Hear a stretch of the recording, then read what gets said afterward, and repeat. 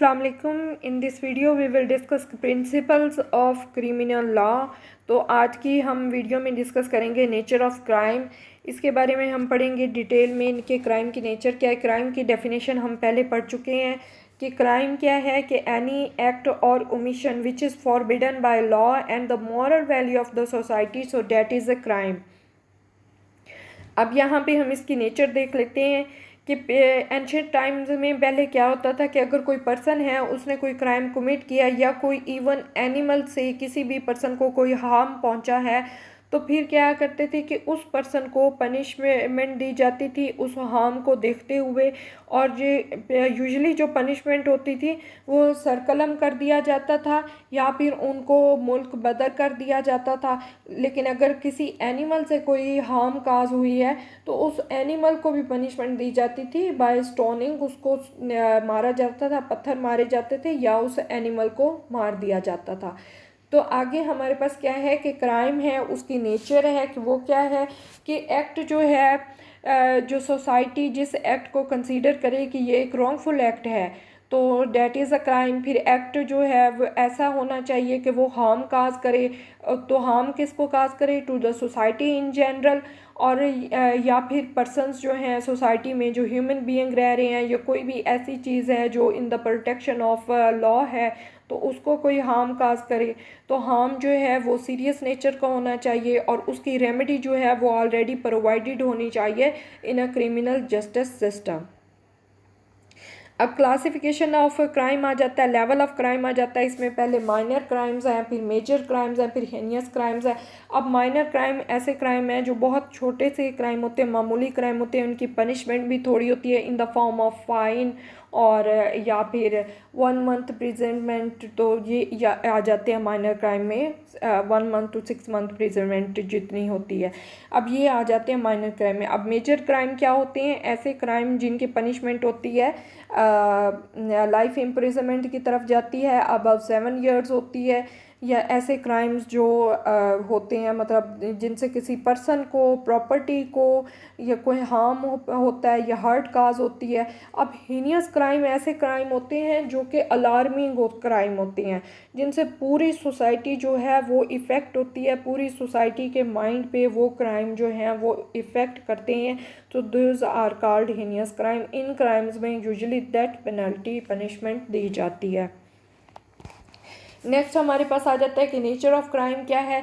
कि nature of crime हम देखते हैं कि ये चेंज होती जा रही है। पहले क्राइम जो था वो कमिट किया जाता था इन अ वेरी सिंपल वे। आप जाते थे कि अगर कोई रॉबरी कमिट करनी है तो रॉबर्स जाते हैं, वो पर्सन को कोई भी उसकी मूवेबल प्रॉपर्टी है वो उसको छीनते हैं ऑन द बेसिस ऑफ, कोई टॉर्चर करते हैं या गन के बेसिस पे।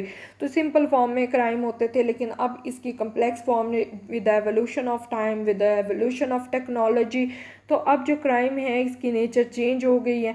कि पहले इसकी एग्जांपल सपोज हम कर लें कि पहले ड्रग डीलिंग होती थी तो आप स्ट्रीट में जा रहे हैं, बाय हैंड आपने ड्रग्स ली हैं, उसमें पकड़े जाने का खदशा बहुत ज़्यादा होता था।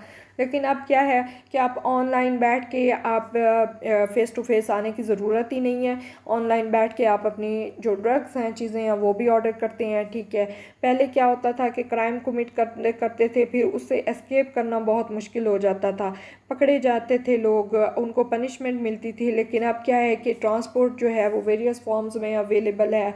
जो मॉडर्न हमारी टेक्नोलॉजी है, मॉडर्न हमारी जो क्या कहते हैं तरक्की हुई है, उसके बेसिस पे तो अब अगर एक सिटी में कोई क्राइम कमिट करता है तो फ़ौरन ही वहाँ से क्राइम कमिट करके विद इन आवर्स वो दूसरी प्लेस पे पहुँच जाता है। फिर हमारे पास अगला क्या रीज़न आ जाती है कि लैक ऑफ इंटरेक्शन है अमंग पीपल के। हमें पता ही नहीं कि हमारे पड़ोस में कौन रह रहा है, हमें उनका नाम नहीं पता, हम कभी मिले नहीं हैं। तो इन चीज़ों से फ़ायदा उठाते हुए अगर कोई परपिट्रेटर्स हैं वो आते हैं, उन्होंने टारगेट करना है किसी को या कोई क्रिमिनल एक्टिविटी करनी है तो वो ईज़िली कर सकते हैं, क्योंकि हमारे यहाँ lack of interaction among people है ही नहीं। आगे आ जाता है क्योंकि क्रिमिनल हमारे स्मार्ट होते जा रहे हैं तो अथॉरिटीज़ को भी स्मार्ट होना चाहिए, उनको भी स्मार्टर वेज यूज़ करने चाहिए टू प्रिवेंट द क्राइम। फिर क्या है कि क्रिमिनल्स जो हैं, जो भी पुलिस अथॉरिटीज़ मैयर लेती हैं वो क्रिमिनल उनको अडॉप्ट कर लेती हैं। नेक्स्ट आ जाता है कि पहले लोकल क्रिमिनल्स होते थे, वो in the form of gang crime commit करते थे, लेकिन अब उन्होंने by the use of technology वो ज़्यादा मनी जो है वो अर्न कर सकते हैं, ज़्यादा मनी जो है वो बाय इलीगल मीन्स वो ले सकते हैं, और लेस रिस्क होता है इसमें पकड़े जाने का, और स्मॉलर पेनल्टीज़ होती हैं अगर पकड़े गए। अब क्राइम आ जाता है, इसकी नेचर जब भी हम डिस्कस करते हैं तो उसमें हम मेंस रिया को देखते हैं, एक्टिस रिया को देखते हैं, और एब्सेंस ऑफ वैलिड डिफेंस को देखते हैं। अब मेंस रिया क्या है कि गिल्टी माइंड है, इंटेंशन है, नॉलेज है, तो ये चीज़ें हम देख रहे होते हैं कि उस पर्सन ने किस माइंड पे ये कमेंट जो ऑफेंस है ये कमिट किया, उसकी इंटेंशन क्या थी पीछे, जब वो कोई क्राइम कमिट कर रहा था वो क्या सोच रहा था, उसकी क्या उसको नॉलेज था, उसका एक्ट जो है वो उसको फुली अवेयर था कि ये एक मैं रॉन्गफुल एक्ट कर रहा हूँ, इसकी मुझे पनिशमेंट मिलेगी या नहीं मिलेगी। नेक्स्ट हमारे पास आ जाता है एक्टस रिया। गिल्टी एक्ट जो है ये है हमारे पास है कि कोई भी जो एक्ट है वो एक्ट कंडक्ट और सरकमस्टांसेस और कॉन्सिक्वेंसेस पे बेस करता है। फिर हमारे पास ये एक्टस रिया, जब तक मेंस रिया के साथ एक्टस रिया नहीं होगा तब तक क्राइम कंप्लीट नहीं होता। ओनली मेंस रिया रखना, एक गिल्टी इंटेंशन रखना, दैट इज़ नॉट सफिशेंट जब तक एक्टस रिया नहीं होगा। नेक्स्ट हमारे पास आ जाता है कि एब्सेंस ऑफ वैलिड डिफेंस, कि आया कोई वैलिड डिफेंस है या नहीं है। अगर कोई भी वैलिड डिफेंस नहीं है तो फिर उस बेसिस पे भी क्राइम को देखा जाएगा, परखा जाएगा, उसकी नेचर देखी जाएगी। अब एक्टस रिया में यहाँ पे हम 3 इसके एलिमेंट हैं, कंडक्ट है, कॉजेशन है, सरकमस्टांसेस हैं, और कॉन्सिक्वेंसेस है। अब इसमें हम ये पिक्चर में देख रहे हैं कि एक पर्सन है, he want to stab a person, उसकी इंटेंशन क्लियर होगी कि वो उसको मारना चाहता है, ठीक है। यहाँ पे उसने अटैक कर रहा है, तो अटैक करना इज़ अ कंडक्ट।